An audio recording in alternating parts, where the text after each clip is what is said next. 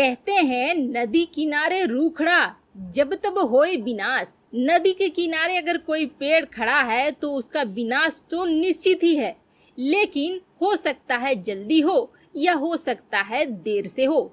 यही हाल नेपाल के साथ हो रहा है, लेकिन नेपाल में तबाही इतनी जल्दी आ जाएगी ऐसा तो नेपाल ने भी नहीं सोचा होगा। चीन ने नेपाल की जमीन तो दबा ली, लेकिन अब भारत को दोष दे रहा है उस चीज के लिए। आखिर नेपाल की जमीन चीन ने दबाई तो भारत का इसमें क्या रोल है? वहीं दूसरी तरफ जिस स्वीडन ने भारत के लिए रूस से पंगा मोल ले लिया, अब उसी स्वीडन पर रूस का बड़ा प्रहार हुआ और कारण बना भारत। आखिर रूस ने भारत के लिए स्वीडन से क्या कहा? और सबसे बड़ी खबर, इन सब तनावों के बीच भारत ने अपने उस मिसाइल का परीक्षण किया है जो कि चीन में भयंकर तबाही ला सकती है। वैसे पिछले 40 दिनों से जितने भी परीक्षण भारत कर रहा है, यह उसमें सबसे ज्यादा दमदार है। डीआरडीओ का यह धमाका जिनपिंग तो बिल्कुल भी नहीं झेल पाएगा। इसके अलावे बहुत कुछ, आइए जानते हैं इन खबरों को विस्तार से। आपको याद होगा स्वीडन ने यहाँ तक कह दिया था कि वह रूस के किसी भी लड़ाकू विमान से अपने ग्रिपेन की फाइट कराने को तैयार है, और ऐसा उसने इसलिए कहा था क्योंकि उसे भारत का वह टेंडर हासिल करना था जिसके बदौलत वह 145 ग्रिपेन विमानों को भारत बेच सकता था। इस टेंडर को हासिल करने के लिए स्वीडन जी जान लगा रहा है और इसके लिए वह कई तरह के ऑफर दे रहा है, जैसे कि वह अपने RBS-15 मिसाइल की बात भी कर रहा है, तो यहाँ तक कह रहा है कि लड़ाकू विमानों की टेक्नोलॉजी भी दे देगा। लेकिन इन सब के बीच अब रूस का बड़ा बयान आया है सामने। रूस ने भारत क्या जवाब देगा इससे पहले ही यह जवाब दे दिया है कि भारत के सामने अपने RBS-15 का प्रस्ताव रखकर स्वीडन मूर्खों वाला काम कर रहा है, क्योंकि भारत और रूस के सहयोग से जो ब्रह्मोस बना है उसकी काट इस दुनिया में कोई नहीं है। ब्रह्मोस के रेंज में अगर कोई चीज आ गई और ब्रह्मोस ने उसे निशाना बना लिया है तो उसका बचना नामुमकिन है।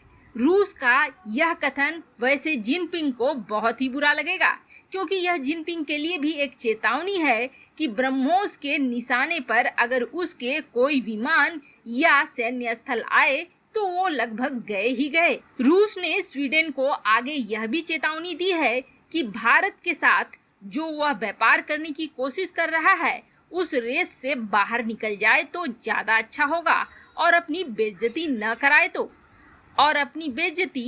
कराए तो क्योंकि भारत के ब्रह्मोस के आगे नहीं टिकेगा RBS-15। वैसे आपको बता दें इस वक्त स्वीडन और रूस के बीच तनातनी है। स्वीडन अपने सैन्य शक्ति को और भी ज्यादा बढ़ा रहा है ताकि रूस का सामना कर सके। खैर, भारत ग्रिपेन विमानों को लेता है या नहीं लेता है यह तो बाद की बात है, लेकिन रूस के द्वारा यह जरूर कह दिया गया है कि ग्रिपेन विमान सर्कस में दिखाने के लिए ज्यादा उचित हैं, बल्कि लड़ाई में जाने के लिए तो बिल्कुल भी सक्षम नहीं है। वहीं दूसरी तरफ भारत चीन तनाव के बीच भारत शांति से नहीं बैठा है और चीन भी अपने प्रोपेगेंडा वीडियो के द्वारा भारत को डराने की लगातार कोशिश कर रहा है। चीन ने जहां हाल ही में 2-3 दिन पहले डोंगफेंग सीरीज की मिसाइलों का परीक्षण करा था। वैसे आपको बता दें ये मिसाइलें परमाणु संपन्न मिसाइलें हैं। जाहिर सी बात है चीन ने इसका परीक्षण करके भारत को डराने की कोशिश करी थी, लेकिन अब उल्टे भारत ने भी अपनी उस मिसाइल का परीक्षण करा है जो कि सालों से भारत के लिए कार्यरत है और अपने सटीक निशाने और भारी विध्वंस के लिए जानी जाती है। वैसे भारत ने अपने इस मिसाइल का निर्माण करा था तब उसकी नजरों में पाकिस्तान था, लेकिन अब हालात बदल गए हैं तो भारत ने निशाना भी बदल लिया है। और आपको बता दें वह मिसाइल है भारत की पृथ्वी-2। वैसे तो इस मिसाइल का परीक्षण काफी पहले हो चुका है और सेना में यह शामिल भी है। तब हाल में किस चीज का परीक्षण किया गया तो डोंगफेन 2 के जवाब में भारत ने नाइट ट्रायल करा है। इसमें क्या होता है कि जो मिसाइलों की समूह होती है उसमें से रेंडमली किसी भी मिसाइल को निकालते हैं और उसका परीक्षण करके देखते हैं कि क्या यह सही काम कर रही है। ऐसे में भारत की पृथ्वी 2 मिसाइल ने सफल रूप से काम करा है। चीन के डोंगफेन की जबरदस्त काट है। भारत ने इसके द्वारा चीन को दिखला दिया है कि चीन अगर डोंगफेन 2 से भारत को डराने की कोशिश कर रहा है तो भारत के पास भी पृथ्वी 2 है जो कि परमाणु वारहेड को ले जाने में सक्षम है। चीन की गीदड़ भभकियों से भारत नहीं डरता है। वहीं अब जरा बात करते हैं अपने एक पड़ोसी नेपाल की। नेपाल में जहां चाचा जिनपिंग ने 2 किलोमीटर से ज्यादा जमीन दबा ली है और वहां चीनी गांव बसा रहा है, यानी कि अपने लोगों को नेपाल की जमीन में गांव बनाकर वहां रहने के लिए दे रहा है, तो वहीं अब एक चीज के लिए भारत को दोष दे रहा है। आखिर नेपाल और चीन के बीच जो चल रहा है उसमें भारत की क्या गलती है? चीन का कहना है कि जिस हुमला इलाके की बात बार बार आ रही है वह हुमला इलाका चीनी सर्वेक्षण में हमेशा से चीन की जमीन रहा है और चीन ने अपनी जमीन पर बिल्डिंग बनाए हैं, न कि नेपाल की जमीन पर।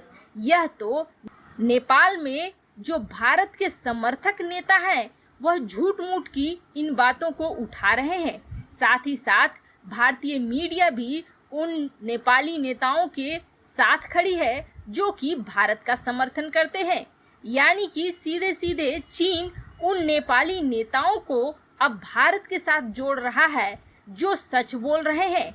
आखिर नेपाल की जमीन चीन ने दबाई है तभी तो यह बात उठ रही है, लेकिन अब इस बात को भी दबाने के लिए चीन भारत का नाम ले रहा है और कह रहा है कि नेपाल के ये नेता जो भी बोल रहे हैं वो भारत के बहकावे में बोल रहे हैं।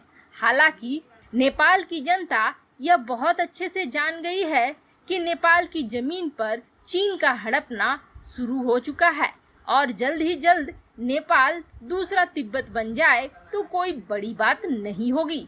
वैसे आपको क्या लगता है? जिस तरह से DRDO धाए टेस्ट किए जा रहा है मिसाइलों का और चीन के प्रोपेगेंडा वीडियो के जवाब में अपनी असली मिसाइलों का दम दिखला रहा है, ऐसे में क्या जिनपिंग को समझ में आएगा और क्या वह लड़ाई रोकेगा या फिर लड़ाई करेगा?